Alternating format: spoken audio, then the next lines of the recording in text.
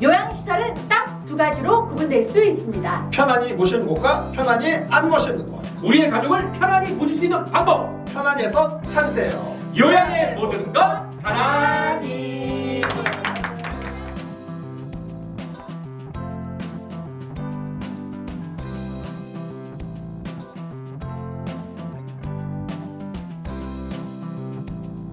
네, 오늘 저희 편안히에서는요. Why?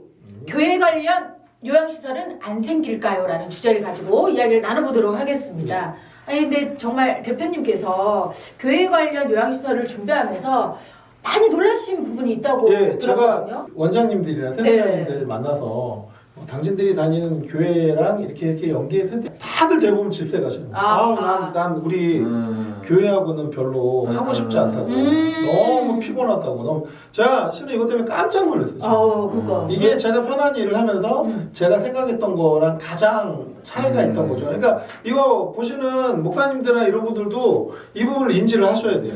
그 말은 교회에서 직접 시설을 짓는 게 신도들이 반드시 원하는 것도 아니에요. 그렇기 때문에 하지 말라는 게 아니라 정말 많은 스터디가 필요하고 왜 그런 상황들이 발생하는지 조금 체크를 하셔야 돼요. 네. 지금 말씀하신 그런 상황이라는 건 어떤 상황을 말씀하시는 거예요? 한국에서 가장 큰 문제는 이제 갑질입니다. 하하. 특히 이제 지인 갑질 정말 심하고요. 아하. 교회도 일단 마찬가지인데 경제적인 문제도 되게 컸습니다. 시설을 이용을 하시게 되면 이 장교양 등급이랑 가정 상황에 따라 다르지만 네. 보통은 20% 정도는 본인들이 부담을 하고 80%는 이제 정부에서 장교양 급여로 나오거든요. 네. 근데 이런 것들을 막 깎아달라고 하시기 시작하시는 거예요.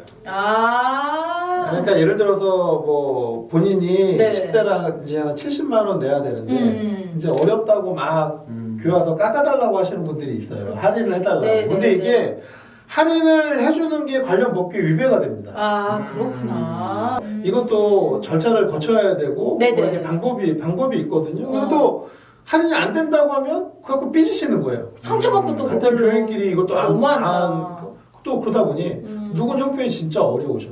맞아. 그래서 따로 이거 원래 안 되는 건데 제가 이렇게 해서 이렇게 처리해서 할 테니까 절대 김 집사님이 이거 어디 가서 말씀하시면 안 돼요. 근데 이분이 또 어디 가서 얘기했네. 이렇게 하면 또 다른 분들 와갖고 왜 누구는 해주는데 나는 안 되니까 이것 때문에 그 운영하시는 분들이 완전히 그 난리가 정말 이것 때문에 시험 드신 분들이 말을 수밖에 없겠네. 그러니까. 말을 수밖에 하다가 없어. 원장님들이 이것 때문에 완전히 지치시는 경우도 되게 많고요. 속된 말로 학을 뗀다 그래서. 네, 그리고 또 이제 어떤 게 있냐면 근로자 갑질도 있습니다.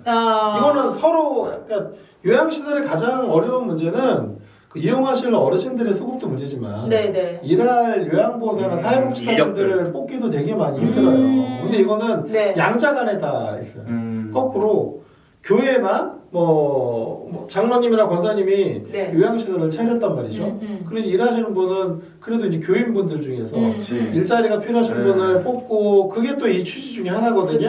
교회에서 계속 일하셔야 되는데 일자리가 없는데 이분들 일을 잘하면 괜찮은데 못하시고 전문용어로 똥 부릴 때 있어요. 그럴 때 이게 왜냐면 어르신들의 건강이랑 생명이랑 연계가 돼 있기 때문에 성실해야 되고 대부분은 잘하세요. 근데 꼭 10명 중에 한두 분 출퇴근도 넣고 해야 되는 업무를 안 하게 되면 이분들을 그만두게 해야 되는데 이게 시스템상 다 아는 처지다 보니까 일하시는 분들도 그 고용하시는 장로님이나 권사님 또는 교회한테 뭔가 컴플레인을 해야 되는데 자기가 이거를 얘기하기가 되게 어려운 상황이거든요. 그러니까 이런 것 때문에 실은 시설을 운영하는데 사람 뽑기도 힘들고 거꾸로 되게 어려운. 그래서 일부 교회 같은 경우에는 자기네 교인들 안 뽑고 다른 교인 크로스로도 많이 뽑아요. 제가 이제 시설 운영할 때 반드시 같은 교인이랑 하는 게 아니라 이런 다른 교회랑 크로스해서 하는 게 필요하고 그렇기 때문에 편안히의 어떤 롤이 더 크다고 생각을 하는 거고요. 또 이제 어떤 부분이 있냐면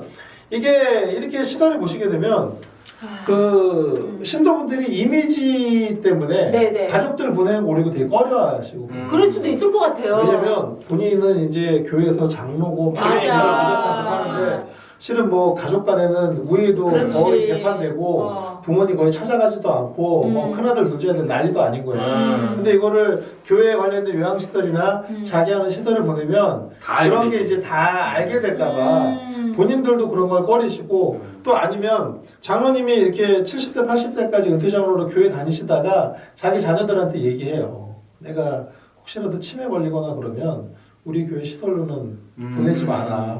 왜냐면 젊었을 때 그렇게 좋은 이미지로 잘 나왔는데 내가 거기서 기저귀 갈고 치매 걸린 모습 맞아. 아는 네. 사람한테 보이고 싶지 않다. 그러니까 네. 이런 현실적인 이유 때문에 그렇다 보니 이게 약간 이제 다른 그렇다고 그래서 내가 엄한 데 가고 싶지는 않고 그쵸. 어쨌든 예배를 드릴 수 있는 이제 그렇다 보니 그 일하는 분들이 같은 교인이신 걸 별로 좋아하지도 않는 분들이 그렇겠다. 그러니까 막 이런 게 섞여 있어요.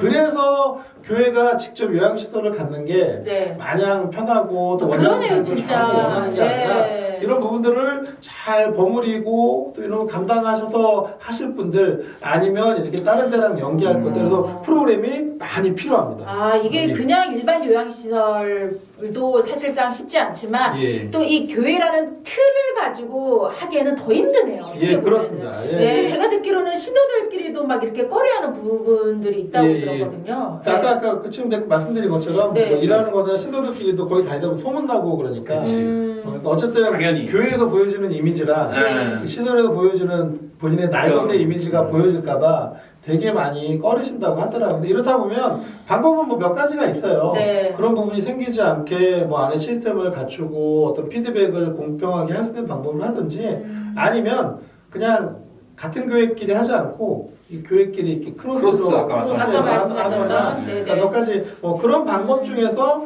교회 상황이나 규모 또 그럴 수 있는 교회들이 있는지 다 어레인지를 저희가 다 해드립니다. 네. 그럼 이제 뭐 인력이라든가 그 예. 같은 교인으로서의 어떤 뭐 미묘한 이미지 뭐 이런 것도 그렇다 치고 이런 어떤 돈적인 문제, 현실적인 이런 것들에 대해서도 좀 편안해서. 그렇죠. 그러니까 왜냐면 아까 말씀드렸다시피 무조건 돈을 깎아줄 수 있는 게 아니거든요. 근데 그거를 그 시설을 운영하시는 분이 얘기하면 그게 그 말처럼 들리지 않고요. 편안히 해서 다 말씀을 드리는 거죠. 관련 법규에서 하는 게 불가능하다라는 걸 편안히가 설명을 드리는 거죠. 그리고 아까 말했듯이 그 직원분들이 문제가 생기거나 그러면 네. 그걸 목사님들이 쭈삣쭈삣대고 얘기할 게 아니라 편안히가 관련 규정을 그쵸, 대고 관련 네. 문건을 대고 이렇게 안내를 해드려야 서로 상처를 받지 않는 거고 그렇다 보니 근무할 때도 아예 뭐 아유 우리 집사님인데 뭐 그냥 하시면 돼 이게 아니라 더 명확하게 계약 맺어서 하면 될 거랑 하면 안 되는 행동을 명확하게 구분을 하시게끔 그렇게 어쨌든 가운데서 약간 그런 객관적인 시스템을 만들어주는 거죠. 그렇게 하지 않으면 나중에 모두가 상처받게 되고 그렇다 보니 교회 관련 요양시설들이 생각보다 잘 안 생기고 있는 겁니다. 근데 네. 앞으로는 많이 생겨야 되거든요. 맞아요. 지난 시간에도 말씀드렸다시피 정말 교회 관련된 좋은 요양시설들이 많이 생겼으면 네. 좋겠고 그 가운데 저희 편안이가 앞으로 더욱더 열심히 노력하도록 하겠습니다. 네. 자, 저희 편안이는요 요양에 관한 모든 것들을 함께 고민하고 해결해 나가도록 하겠습니다. 네. 여러분의 실버 라이프가 골드 라이프가 되는 그날까지 편안의 노력은 계속됩니다. 여러분 이번 한 주간도 편안히